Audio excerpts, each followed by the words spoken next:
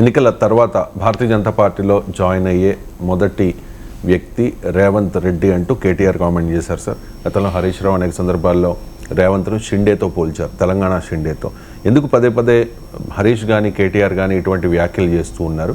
నిజంగా రేవంత్ రెడ్డి భారతీయ జనతా పార్టీలో చేరే అవకాశం ఉంటుంది? రేవంత్ రెడ్డి భారతీయ జనతా పార్టీలో చేరుతాడా, కేసీఆర్ ఎన్డీఏలో చేరుతాడా, ఇవన్నీ ఎవరి ఇంటర్ప్రిటేషన్, ఎవరి స్పెక్యులేషన్ వారు. అండ్ ఇప్పుడు కాంగ్రెస్ ముఖ్యమంత్రిగా ఉన్నాడు, ఎవరు బీజేపీలో చేరరు అనేది క్వశ్చన్ మార్క్ వేసుకుంటే ఆన్సర్ ఉంటుందా అనేది వేదాంతం చెప్పాలి. రాజకీయంగా దేశంలో ఏం జరుగుతుందో మనం చూస్తున్నాం. కానీ ఇప్పుడు రేవంత్ రెడ్డి కాంగ్రెస్ ముఖ్యమంత్రి, కాంగ్రెస్ పార్టీ ఆయనను ముఖ్యమంత్రి చేసింది. సో ఆయన ఇప్పటికిప్పుడు బీజేపీలో చేరటానికి భూమికైతే పోటీ వేసినా తెలియదు. ఇక భవిష్యత్తు జోస్యాలు కేసీఆర్ వెళ్తాడా, హరీష్ రావు వెళ్తాడా, కేటీఆర్ వెళ్తాడా, ఇలాంటి పొలిటికల్గా ఎవరి మీద ఎవరు అనుకుంటూ ఉంటారు. కానీ అల్టిమేట్గా బీజేపీకి ఉన్న 8 సీట్లు, మరి పోనీ బీజేపీకి ఒక 50-40 సీట్లు ఉన్నాయి. సో ఒకవేళ బీఆర్ఎస్ ప్లేస్లో బీజేపీ ఉంటే కొంత లాజిక్, ఒక 39 సీట్లు బీజేపీకి ఉన్నాయి కదా, ఇంకొక 20 పట్టుకొచ్చుకుంటే 25 పట్టుకొచ్చుకుంటే వస్తుంది. కాంగ్రెస్లో ఒక చీలిక తెచ్చి ఓసారి రేవంత్ రెడ్డి అంటున్నారు, ఓసారి పొంగులేటి శ్రీనివాస్ రెడ్డి అంటున్నారు. సో వీళ్ళు 20 మంది 25 పట్టుకొస్తే గవర్నమెంట్ ఫామ్ అవుతుంది అంటే లాజిక్ ఉన్నది.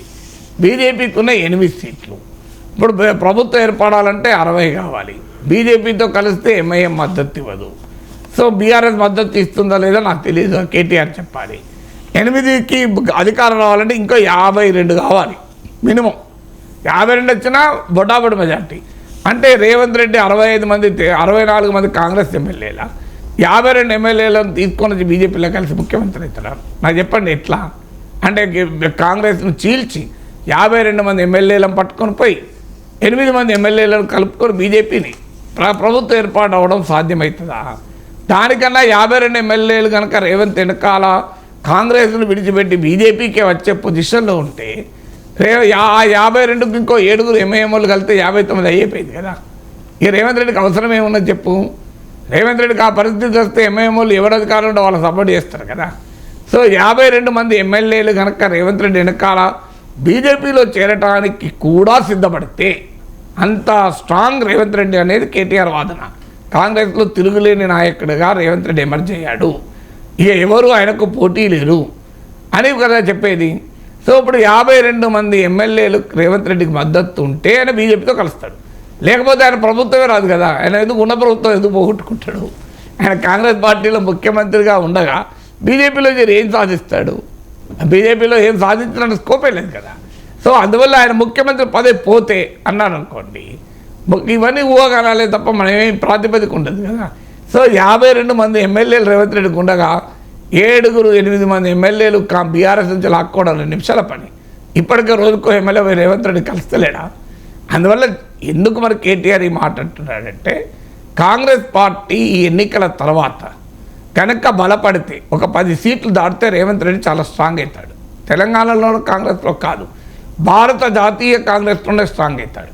రాజశేఖర రెడ్డి కన్నా కూడా స్ట్రాంగ్ అవుతాడు. ఎందుకు అవుతాడు అంటే, రాజశేఖర రెడ్డి బలంగా ఉన్న రోజుల్లో కాంగ్రెస్ కేంద్రంలో ప్రభుత్వంలో ఉంది. ఇప్పుడు రేవంత్ రెడ్డి బలంగా అయిన రోజుల్లో కాంగ్రెస్ పార్టీ కేంద్రంలో అధికారంలో వస్తున్న గ్యారంటీ లేదు. అశోక్ గెహ్లాట్, భూపేష్ బఘేల్, మీకు కమల్నాథ్ ముఖ్యమంత్రులు అయ్యారు 2018లో. కానీ వాళ్ళు రాష్ట్రంలో కాంగ్రెస్ ప్రభుత్వాలు ఏర్పాటు చేశారు. కమల్నాథ్ అది కూడా కోల్పోయాడు. కానీ కేంద్రంలో అప్పుడు పార్లమెంట్కి వచ్చేవరకు సీట్లు తేలేకపోయాడు. కేరళలో కాంగ్రెస్ పార్టీ పార్లమెంటు సీట్లు తెచ్చుకుంటుంది, కానీ ఆ రాష్ట్ర ప్రభుత్వం లేదు. అందువల్ల రేవంత్ రెడ్డి ఇప్పుడు రాష్ట్ర ముఖ్యమంత్రిగా ఉండి 10 సీట్లు దాటి కాంగ్రెస్కి వస్తే ఆయన భారత జాతీయ కాంగ్రెస్లోనే స్ట్రాంగ్ లీడర్ అవుతాడు. తెలంగాణ పక్క పెట్టాని.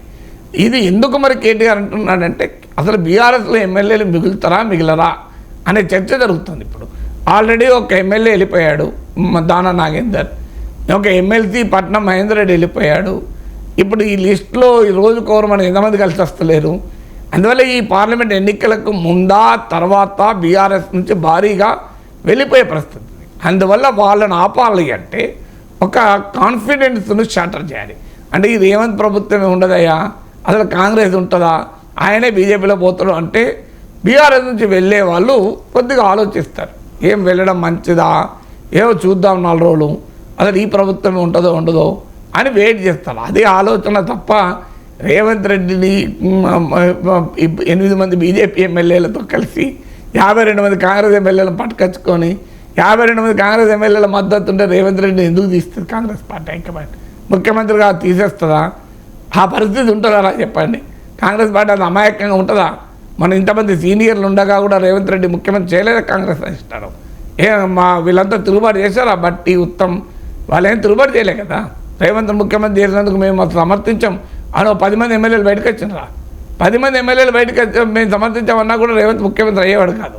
ఎందుకంటే 64 మద్దతు. అందువల్ల ఓవర్వేమింగ్గా కాంగ్రెస్ ఎమ్మెల్యేలు సపోర్ట్ చేస్తేనే కదా అయింది. అందువల్ల ఇలాంటి కేవలం రాజకీయ విమర్శలే తప్ప ప్రాతిపదిక లేదు.